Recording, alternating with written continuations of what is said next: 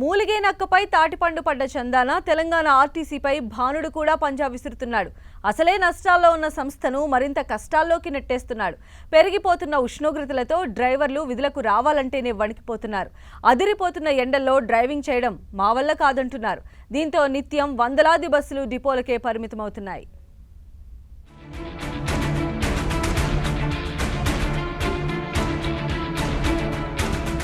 తెలుగు రాష్ట్రాల్లో అసలే అంతంత మాత్రంగా ఉన్న ఆర్టీసీని భానుడు సైతం దెబ్బ కొడుతున్నాడు. ఎండలు ముదిరిపోవడంతో రవాణా సంస్థలకు కొత్త సమస్య వచ్చిపడింది. ఓవైపు డ్రైవర్ల కొరతతో వందల బస్సులు డిపోలకే పరిమితమవుతుండగా ప్రస్తుతం ఎండవేడి భరించలేక డ్రైవర్లు డబుల్ డ్యూటీకి నిరాకరిస్తున్నారు. ముఖ్యంగా తెలంగాణలో ఏటా వేసవి కాలంలో ఖమ్మం, కొత్తగూడెం, రామగుండం, మణుగూరు, ఆదిలాబాద్ లాంటి ప్రాంతాల్లో పగటి ఉష్ణోగ్రతలు 40 నుంచి 45 డిగ్రీలు దాటుతూ ఉంటాయి. సాధారణంగానే ఈ ప్రాంతాల్లో మధ్యాహ్నం సమయంలో జనసంచారం అంతగా ఉండదు.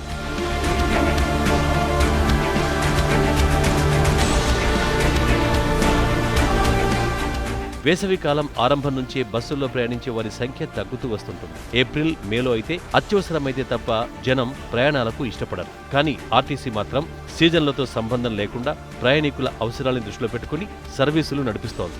సంస్థకు నష్టాలు వస్తున్నా బస్సుల్ని మాత్రం నిలిపేయదు. గత కొన్నేళ్లుగా ఎండ తీవ్రత పెరిగిపోవడంతో వేసవిలో బస్సులు నడిపేందుకు డ్రైవర్లు ముందుకు రావడం లేదు.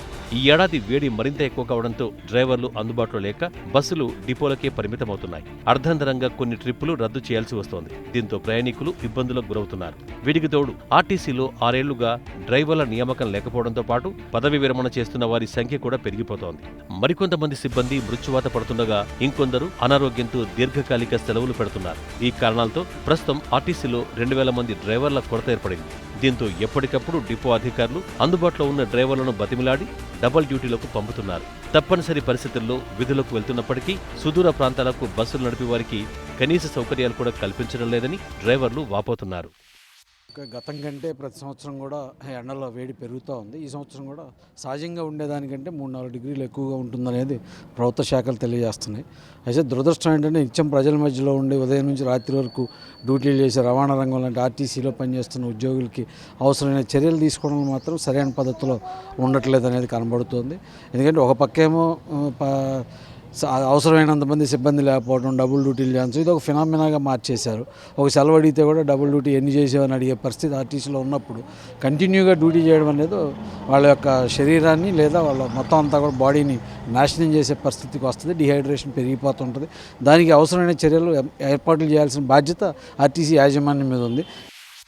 రాజధాని హైదరాబాద్లో పరిస్థితి మరింత దారుణంగా మారింది. ఇక్కడ డ్రైవర్ల కొరత మరింత అధికంగా ఉంది. ప్రస్తుతం నగరంలో దాదాపు 700 డ్రైవర్ పోస్టులు ఖాళీగా ఉన్నాయి. అనారోగ్యం, ఇతర సమస్యలతో కొందరు డ్యూటీలకు హాజరు కావడం లేదు. వెరసి 1000 మంది వరకు డ్రైవర్లు విధులకు రావడం లేదని అధికారులు చెబుతున్నారు. దీంతో నిత్యం 20% మేర సర్వీసులు డిపోలకే పరిమితమవుతున్నాయి. ఇటీవల అద్దె బస్సుల సంఖ్య బాగా పెంచడంతో సమస్య కొంత తగ్గినా అది ప్రయాణికుల అవసరాలకు తగ్గట్టుగా లేదు. మరోవైపు ఎండకు భయపడి ఆర్టీసీ డ్రైవర్లు డ్యూటీలకు నిరాకరిస్తుంటే బస్సులు ఎక్కే ప్రయాణికుల సంఖ్య గణనీయంగా తగ్గుతోంది. స్కూళ్లు, కాలేజీలకు వేసవి సెలవులు ప్రకటించడంతో నగరంలో బస్సుల్లో ప్రయాణించే వారి సంఖ్య బాగా తగ్గిందని అధికారులు చెబుతున్నారు.